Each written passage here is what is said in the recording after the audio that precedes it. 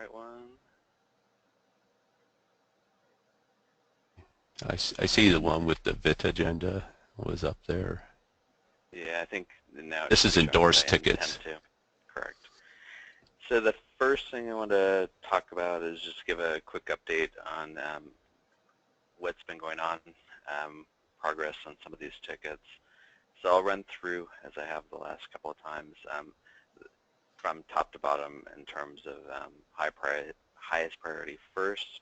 The first one is the 9, that's the automatic VLab sign-in, single sign-in. As I indicated last time we met, so that's been 4 weeks ago, we're waiting on networking changes. The code to get this to work was fairly complicated, but I didn't think that networking would be much of a concern. It has turned out to be an issue in IDP. Basically, IDP blocks all outbound traffic as well as inbound, and so in this case we have to validate as open auth ticket that's generated from Google and make sure that it validates so that someone's not trying to log in with incorrect credentials. So that has proved to be troublesome, only because Google, the services, when you call this, it's basically a call on the back end to a service, a Google service, and it's not mapped to a particular IP address or even range of IP addresses. They use a huge number of different IP addresses, and it can be any number of them. IDP doesn't have a way to do DNS lookups at the firewall level, and because they're blocking this traffic that's going outbound on 443 over HTTPS, but because they're blocking that, I've made a request to open up all outbound requests on 443. Initially, I tried to do it, to anything registered to Google, but that's not supported there. So I'm working back and forth with the IDP team to see what we can do to make this happen. But that's been, I hadn't envisioned that this would be as big of an issue as it has turned out to be. So Ken, is this preventing then the implementation of single sign-on? Yes, it is. Okay. So yeah, so it's blocking this from moving forward. We have the solution in place. It's actually been deployed out to our dev instance, but when the way it works is that someone, maybe hopefully I'll be able to demonstrate it in development the next time that we meet. But the way that it works is that on the client side, you basically click on a link, or it actually will do it automatically for you. And it then, if you're not already authenticated within your browser to Google, to Gmail, it will then prompt you, and you can then, it'll ask you to log into Google. And then once you've logged in, on the back end, it generates a ticket, OpenAuth2 ticket. And that ticket, we need to verify, so that gets passed from the client side to our server. And that's not a problem because that's over 443, and that's all traffic's going inbound to VLab over that. So that happens, but then on our back end, we need to make sure and verify that the ticket that's been sent from the client is valid, and we have to contact Google for that to work. And that's where the rub is at the moment, and that is that 443 outbound traffic from VLab and IDP is being blocked. And so, like I said, I'm working on it. I've escalated it, and we'll see what happens. So that's single sign-on. Previews for Word, PowerPoint, and Excel. I've been busy doing some other things with all outlines, so I haven't had a chance to do more with that one yet, but I'd like to get back to that this week after I roll out some other updates, hopefully tonight. the VLab profile expansion, that's been reviewed. I put a change in place, and that was reviewed by Mike Giebler.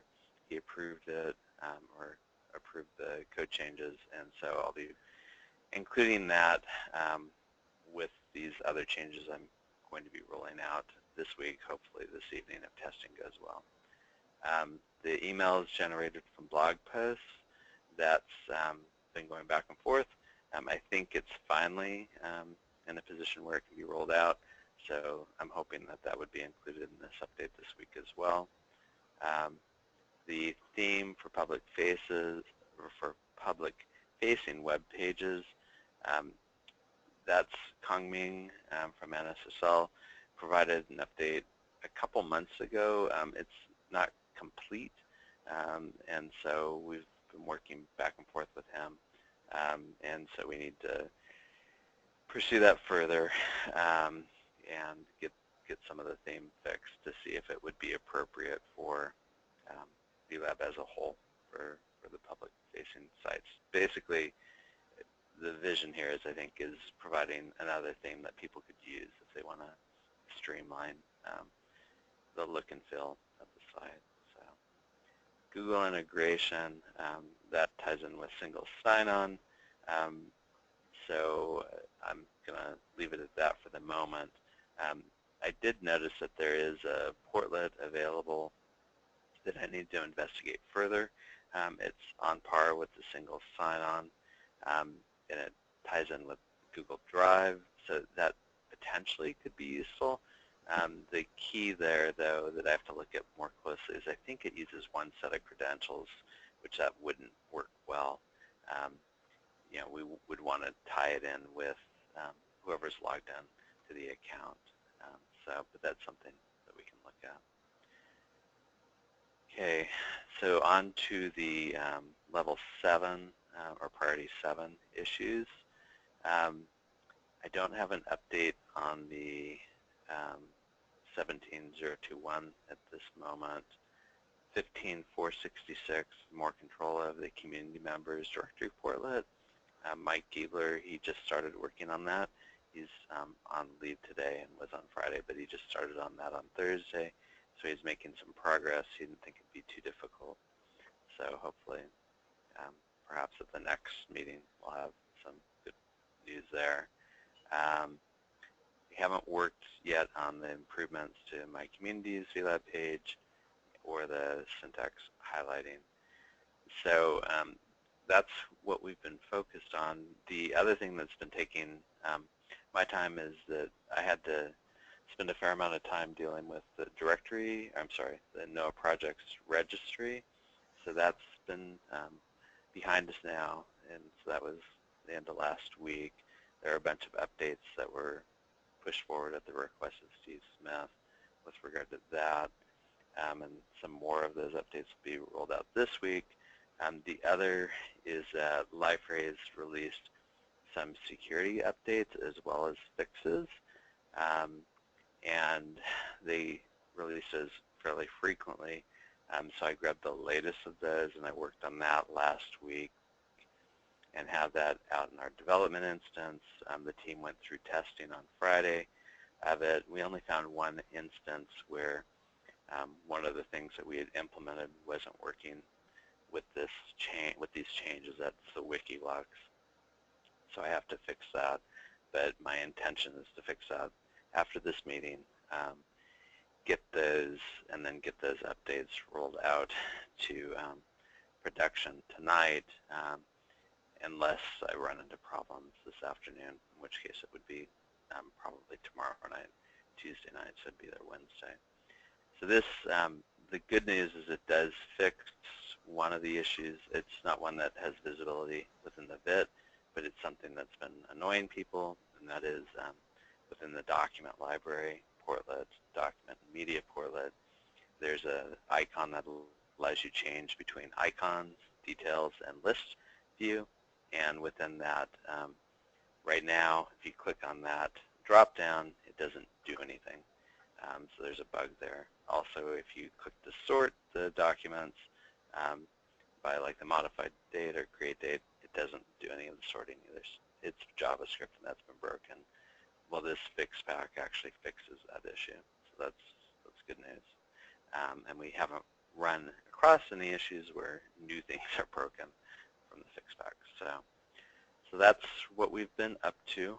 Are there any questions on that before I switch gears to the just-in-time training?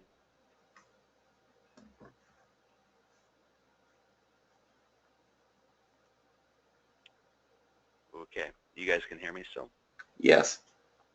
Okay. You're coming in loud and clear. Okay, so let's take a look at this.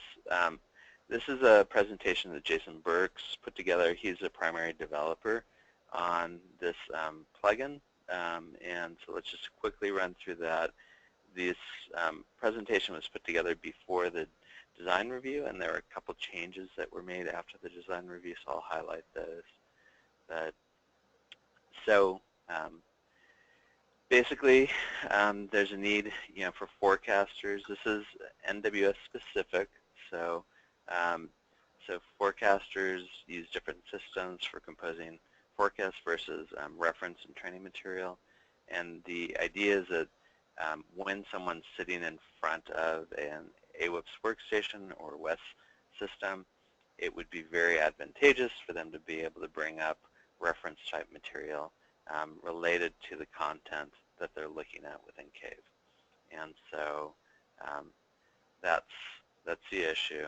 So the warning event simulator is WES. And so there is no integrated reference information. So the motivation behind this was having the material and decision-making systems allow closer comparison between it, so you can bring one up from the other. And currently there's not an easy way to search for the word training. And the focus really, and we're actually going to be changing the name of this plugin from just-in-time training to, I forget, it's like AWIPS reference guide or something like that. I forget the name of it. But the key is that it's going to be focused on reference material, not training material. So this is a screenshot of basically how it works. So within CAVE, someone has a particular product up. It's, in this case here, it's a satellite type product, or I'm sorry, that's actually a reflectivity product, it's a radar product.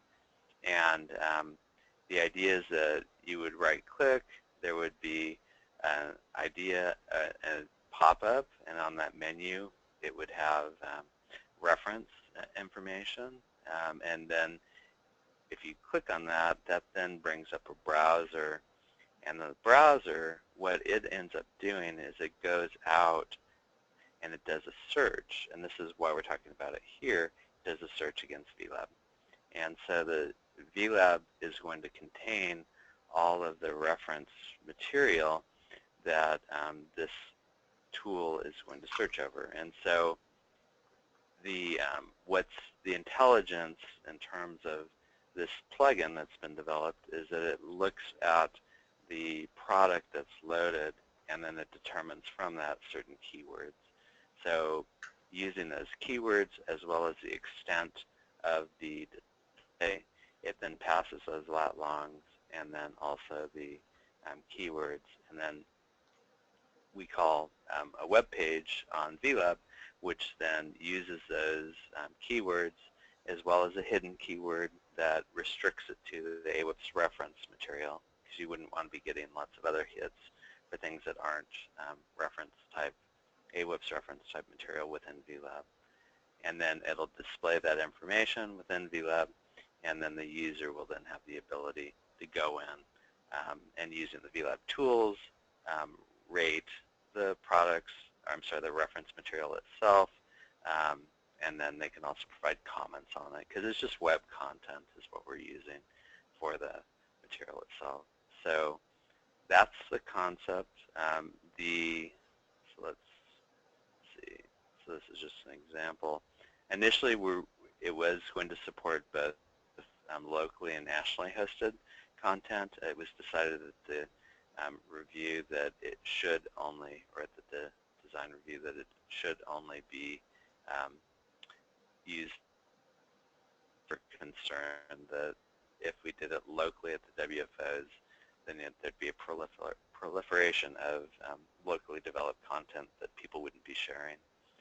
So that's actually simplified the process. This is just a little bit of background information that it did go through the Operations Proving Ground in the spring of this year. And in terms of when this is going to appear, the code check-in on the AWIP side is now, it's actually passed. It's gone through review, and it's moving forward actually today into the baseline. And then changes on VLab to support this are being worked on right now. So it's pretty straightforward. We're developing a custom portlet that basically we put on a page that's pointed to from AWIPS. The AWIPS workstation side has visibility today already to get to the AWIPS network. I'm sorry, to get to the VLab from the AWIPS network. And what then ends up happening is that that portlet will then go out and search based on the parameters that are being passed through the command, through the URL itself. And so that's a quick summary of this just-in-time toolkit or training. Any questions regarding this?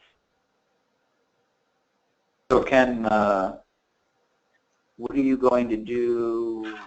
You talked about some changes on the VLab side to make it so that it only searches relevant content. What sort of stuff are you going to do to enable that, and how are you going to get the content and stuff? So the content, so we're not doing anything special here. So what ends up happening is that within Life or VLCS, anytime that content is added to the site, it adds it to a search index behind the scenes called Lucene, and keywords are an integral part of that. So what the instructions that we'll be providing to the content providers, anyone writing content like the warning or the Office of OCLO, the Office of the Chief Learning Officer, that's the Warning Decision Training Division, falls under them. They're developing a lot of content. And then anyone else in terms of local sites, they could develop content too and then put it up within VLab. The key behind this is that there will be a particular tag. We're using something just AWIPS ref as that tag right now. And so that tag has to be exist with the web content in order for it to come up. There's then any additional tags that you add would be, so basically the search, when we do the search, it says it has to have AWIPS ref, and then it can have any of these other lists, and then the search results coming back are going to be prioritized by the number of hits for the other search keywords that are being specified. Does that help? Yeah. Will this just be available in general in VLab? So if I wanted to go search through all these references, I could, and then I'm also thinking about applicability to other line offices who may not be using AWIPS, but may want to use similar functionality to have some sort of reference database. Yeah, sure. The portlet itself and the page that it's on will be, you'll be able to get to it from by just logging into VLab without, and then you could specify particular parameters or keywords to search upon. So you can do that within the site itself. It doesn't require that you're sitting in front of AWIPS. What AWIPS will do is that it's going to automatically generate those keywords based upon the products that you're looking at. But if you wanted to do something similar directly, that would make sense to do that. So, and then with regard to other line offices using it, yeah, the portlet's it's a custom portlet, so we are in the process of creating that right now. So it would definitely make sense to have that, you know, specific keyword be, you know, defined at the portlet level. So if another line office wanted to install this custom portlet on one of their pages and they wanted to use a different keyword for content, then they could do that. So that'd be very simple to put in place. Hey, Ken.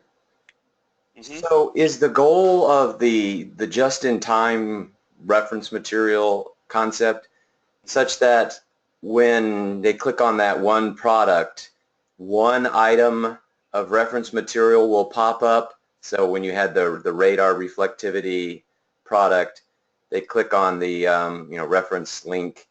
Is it just to point them to one piece of reference material, or is it really kind of a one-to-many approach they envision working?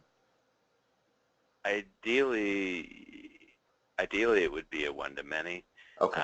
Hopefully there's more content, and so the way that the portlet's being written is that it's going to come back with a list of reference material, and like an accordion type fashion. The reason that we're doing that is that there's this desire to have certain providers have higher priority than others in terms of listing them first. So that some of the official sources, like the training division, things like that, they have requested that their results appear first, and so that's one way of handling it. Is through an accordion, and then you could basically expand those and then get a listing of the hits. So that's how it's being built out right now. And the other thing I was kind of curious about is, so when I do a search now in the VLab, the search results are typically kind of random. They're not organized based on the number of hits. So if I entered 3 words, the first one could be one that only was a one-word hit. Is this going to change the way VLab behaves in the more general case, so that all search results will be prioritized based on the number of hits? We'll have to look at that. We're basically we're restricting right now. We're calling there's a service call on the back end that we're calling that basically allows us to get the reference, or it's actually the web content. We call it journal articles in library speak, but it's the web content with particular keywords.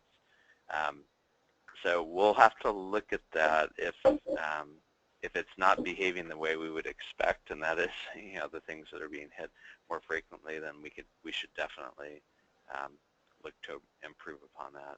The one thing I should state is that performance will be key in this, and we're working with the IDP to make sure that this isn't, the performance is going to be very quick, and we'll be doing everything we can to ensure that, because the worst case scenario is we get all these forecasters in front of there, and then they're having to wait a long time to get things, or they're not getting hits back that are relevant.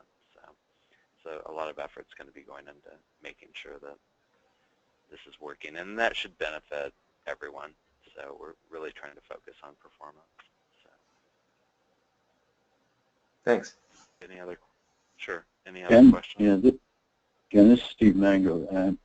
I was wondering, it sounds like you've got the useful and desired plug-in, but I was wondering, when you set this up at the beginning, you talked about the need and the different systems for training and referencing versus the forecast system. And even though the authors of the plugin wouldn't necessarily be responsible for things like potential security issues or overload issues, were either of these two things brought up in the use of such a plugin? You're talking about security of what? Well, one of the virtues of having a separate forecasting training system is that there's no crossover, so you can't get to have somebody inadvertently or deliberately fouling up the forecast system. And in the same regard, having them separate, it doesn't produce any potential overload on the forecast system. And so, you know, everything, I mean, it's a unique situation probably for every pair of systems that are used, but I would imagine somewhere along the line somebody has to look at those two issues of security and potential overload. Yeah, we went through the AWIP security folks in terms of opening up to be able to get to VLab from within the AWIP's network. So we did have to address multiple issues there to go to that point. In terms of this plugin, really it's not changing anything other than it's making it more convenient to be able to get relevant information regarding this. There was, during the design review, and the AWIP security folks were involved with that too, they did raise the issue of, you know, bandwidth concerns and, you know, what sort of material would be put in place. And, you know, while we're not preventing anything, I mean, there are certain size limitations within VLCS. I believe it's 100 megabits right now in terms of the upload limit for content within VLCS. So that's one limitation. Most of the so it's not large files that are intended to be. The other thing is the topology of the network and how this traffic is making its way. All requests are going, the way that it was all routed to get to VLab from the AWIP's network is it's going from the AWIP's workstation out through a firewall, and it's not going over the AWIP's network itself, primary network. It's going out through, there were some rules put in place on the LDAD firewall at each site. So that should minimize the impact in terms of the systems themselves. And then it's a web browser that's displaying a page on the AWIP's workstation, so we're not talking about a lot of reading there. You know, thanks. Hopefully anybody using any other system with this plugin will be able to work through those things before they actually use it. Well, I mean, the plugin itself is very unique to AWIPS, so that's not something that, you know, other line offices or anything, it wouldn't be relevant to them. The thing that would be relevant to them would be the portlet that we're developing within VLab, and that basically will allow you to enter in keywords and then get hits based. It's basically a glorified search portlet that allows you to search over certain, you know, web content. And it's restricting that to web content. Thanks. You're welcome. Okay. Any other questions before we switch to the last of my topics today?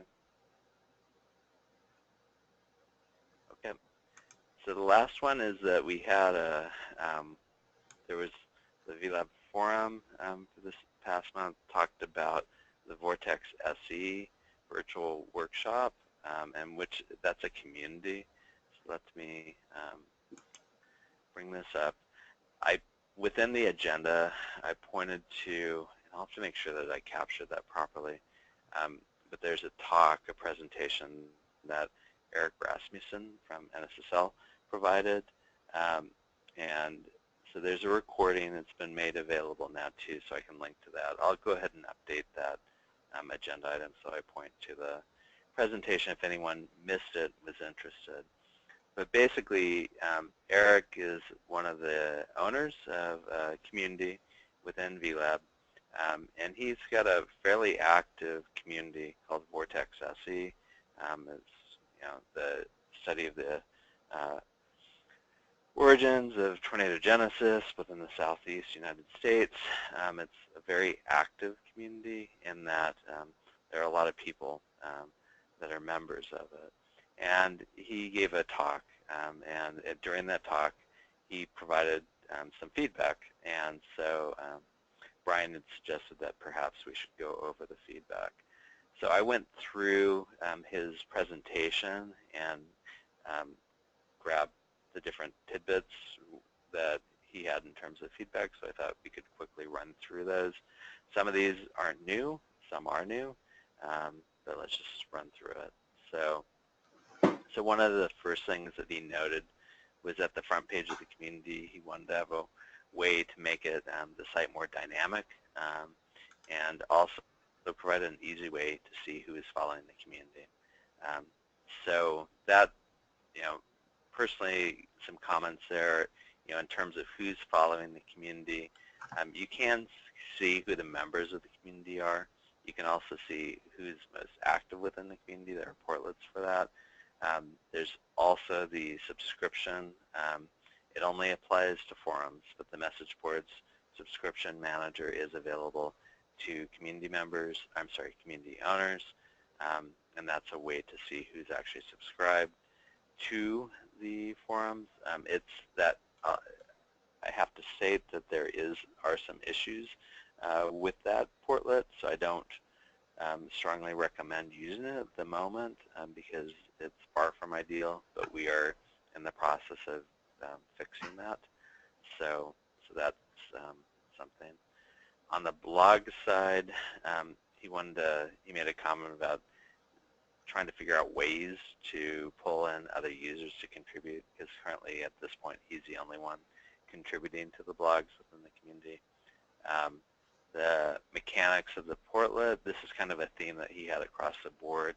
His feeling was that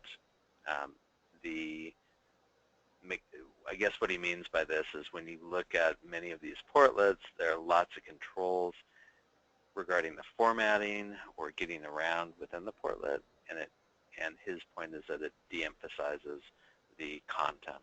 And so he wants to focus more on the content and then provide tools using like tooltips or Hover to provide support and making updates. We did take a look at Liferay 7, which is a new version of Liferay that will be coming out later this year. And one of the things that they have been doing is they've got a new WYSIWYG editor, and that ties in with the blogs, where it does, I think, address Eric's points, and that is we did some testing with it, and then basically all those controls and things are minimized. You highlight text, and then it gives you a tooltip that allows you to change the formatting and such. So I think that's more in alignment with what Eric's thinking. So he wants ways to draw the reader's attention. So basically focus on the content, not on the tools themselves. On forums, so you'll see some consistencies here. He said that some people are hesitant to start new threads. I think that's probably a user education issue, and perhaps they just need to add some web content to their site that tells people create new threads, or I don't know programmatically or how you would handle that, but I think it's probably just some updates in terms of how the site is laid out. He wants ways to highlight what's in the forums themselves. The forums are written in such a way that you can use, and I think they have done this to a certain extent. You can use asset publishers and have an asset publisher only point to forum content and have that then display the most recent content or the most viewed content. So I provided some of that feedback to Eric, and I think they can probably use some of the existing tools we have to address that. Again, he said the controls are too prominent. He liked the categories and threading, but he found that it was difficult to navigate.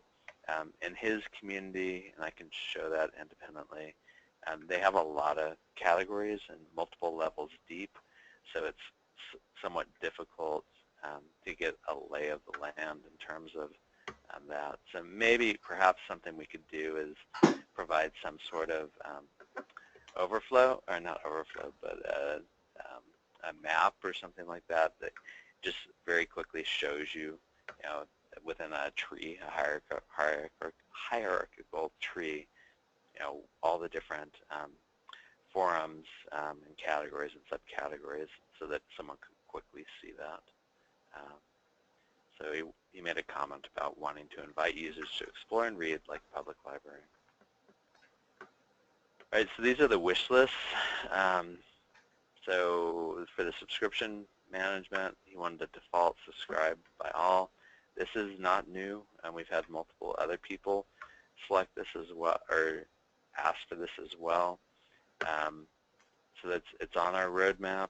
It's just we haven't had time to do it yet. I think that this is something that should be selectable at the community level and not the default, because I think in certain cases we don't want to spam everyone, but in other cases maybe it would make sense for anyone joining the community that they should just be subscribed to anything within that community. So he also asked for an unsubscribe via email.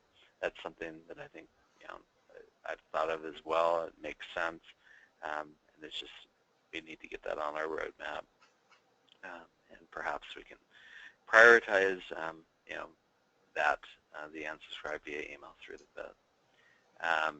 A GUI to manage subscriptions. He wasn't aware of the message board subscription manager, so that's that is available today. It does not manage blog subscription, but it does for the forums. So that's there. The WYSIWYG editor formatting was an issue for him. That's an issue for us as well at times.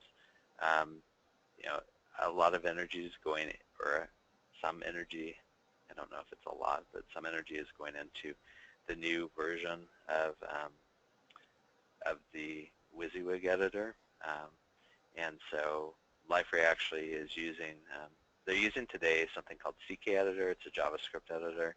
And they're building new widgets on top of that and new plugins on top of that to improve upon it. So for Liferay 7, so that's something that's coming. So hopefully that should improve things. The other thing is he wanted to automatically import pictures, graphics, documents. I agree 100% here that it's painful today within the WYSIWYG editor to include like a document or a graphics or things like that. You have to go in, you have to import it, and then you have to point to it. It's painful. And there are actually, we did some investigation here, and there are some plugins available today with CK Editor that allow you to drag and drop these things. That's works within Liferay 7 as well. So we have an action to see if we could potentially use these plugins with Liferay. It needs to be hooked up in such a way that when you drag and drop it, it has a default location that content would be uploaded to within VLab. And we need to make sure that that would work properly. But the good news is from the editor's perspective, that sort of code has already been built out. So, okay, so that's that. Other things is tricks and tips. I need to touch base with him. I'm not quite sure what he means by that. If it's just tricks and tips for community owners or for users, or what exactly he means. I'll have to go back and review that recording. And then quickly find threads and blog posts. And he provided a collaboration diagram, which this was something new to me. And so I need to touch base with Eric to find out exactly what he's thinking here and how potentially this could be used. So that's everything else I followed, but this I'm not quite sure what he's thinking there. And lastly, he said how to converse. What can we do to make this more like a face-to-face workshop, a place for users excited to check out new content and join the conversations. So I think this was his summary slide. I think if we implement many of these other things, it will make the system as a whole improve upon it. But so anyway, that's a review. Did you want to talk about it further? Does anyone have comments? I think, Ken, I was saying on the, or I mentioned this to, I saw the end of the call or whatever, this where he presented it. You know, I'd like if he could clarify some of the stuff with the OAR representative of the VIT, who is, you have to correct me who that is, I'm not sure offhand. But I would love if he could, you know, clarify some of these things with the OAR rep, and that the OAR rep could bring some of these things to the team if they were things that were something that we should really address, as opposed to, you know, I know that you can do some of the stuff, and I know that you may not be able to do some of the stuff, but maybe the VIT should look at it in a sense of you know, overall functionality. If there's some things, or if there's some specific things, we could also look at those and provide our input to them. So that's what I was suggesting. You know, that the OAR rep could clarify exactly what some of the requirements are, or the ideas, or the suggestions, and bring them to it. All right, we'll take an action to find out who the OAR rep is, and then have them talk with Eric. They can take this as a starting point, but and then, you know, basically narrow down and figure out what specific requests they want to make, so, and then advocate for those. And for the record, Tammy Adams is the OAR representative, and Danielle Tillman is sort of her backup. And I will take an action to create that action item. All right, thank you. Thank you. Okay, any other questions or comments on this before we move on?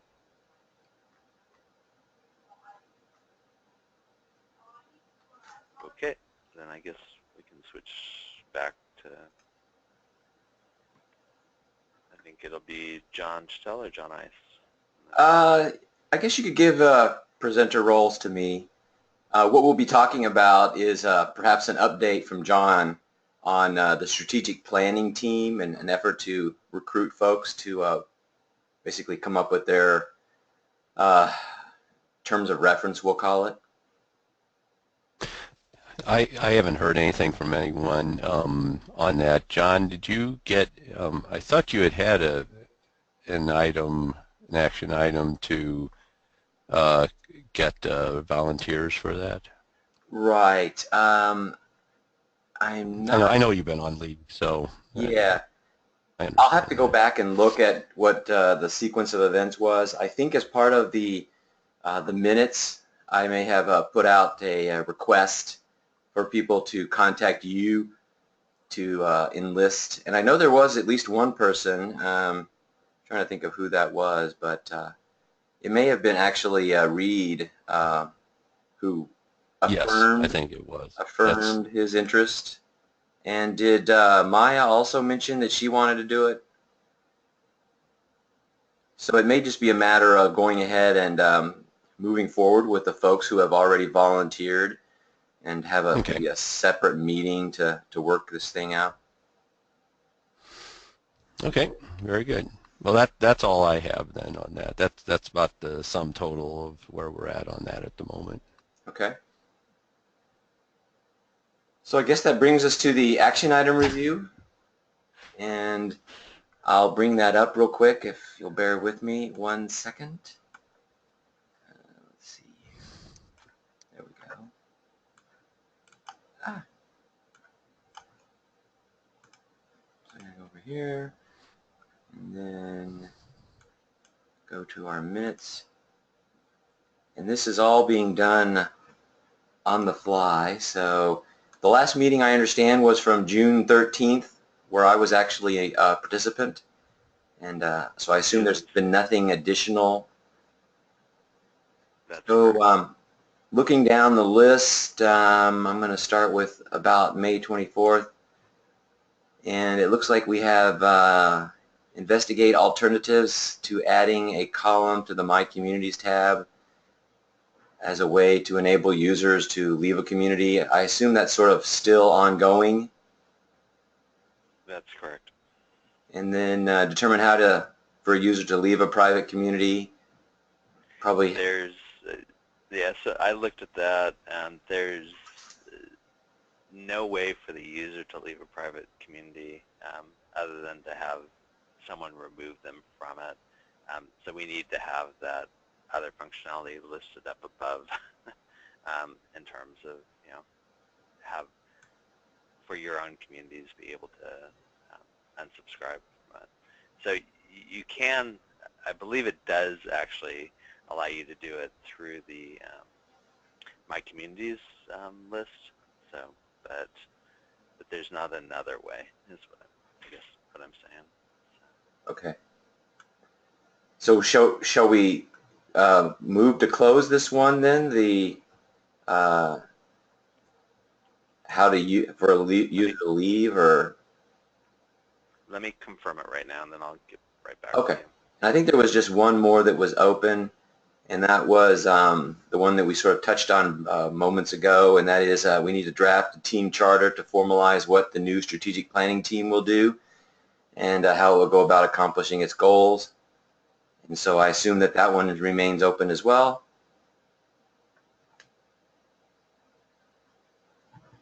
And so we're through with our action item review for the most part. And while Ken is taking a look at the functionality associated with leaving a private community, I suppose we can move on to any items that attendees would like to bring to the open forum.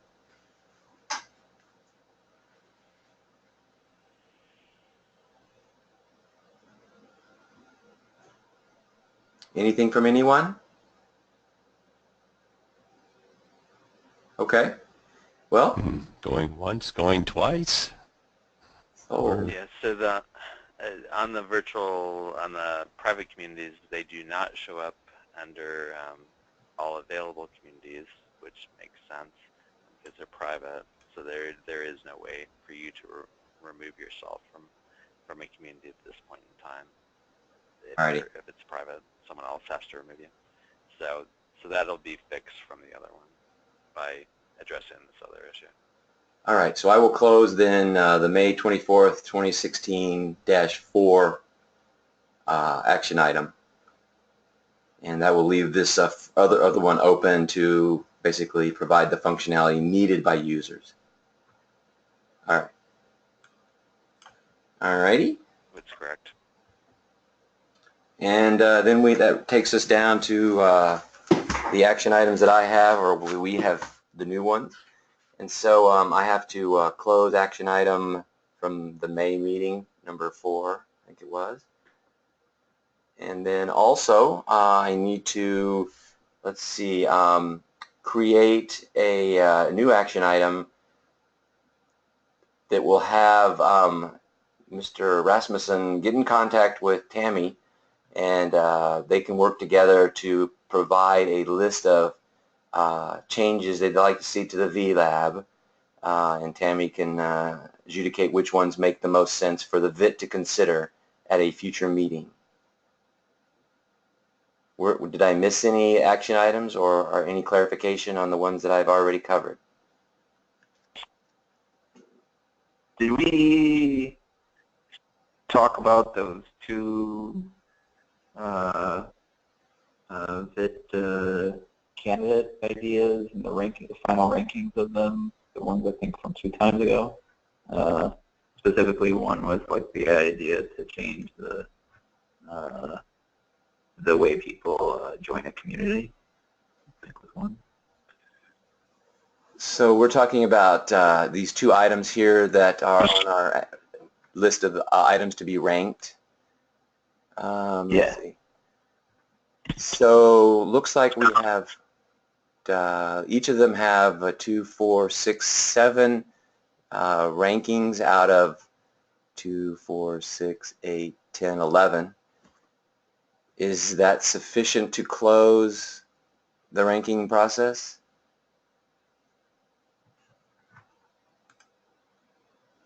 I think so, based on our threshold. Okay. Mm-hmm. If Yep. it works, I hope it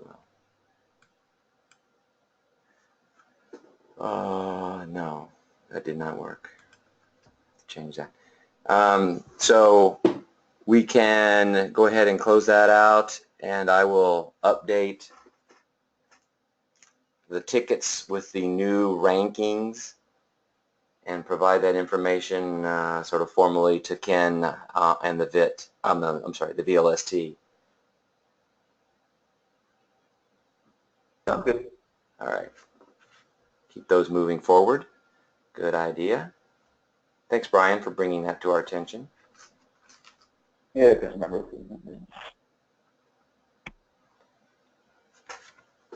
All right, John, I think sort of the ball is back in your court.